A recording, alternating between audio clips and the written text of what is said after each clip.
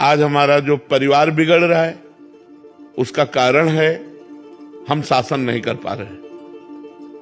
पक्की बात समझ लीजिए।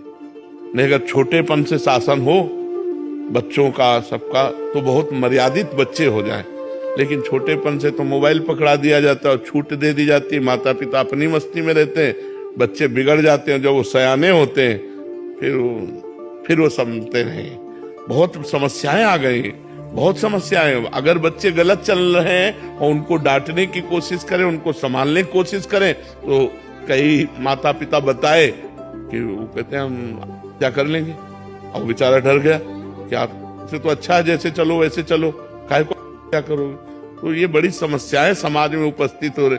तो क्रोध का नाटक आवश्यक हो तो थोड़ा कर ले, नहीं तो शांत रहे और अपना कार्य जैसे चले वैसे चलावे। क्रोध तो नहीं करना चाहिए, अंदर का क्रोध हानिकारक ही है।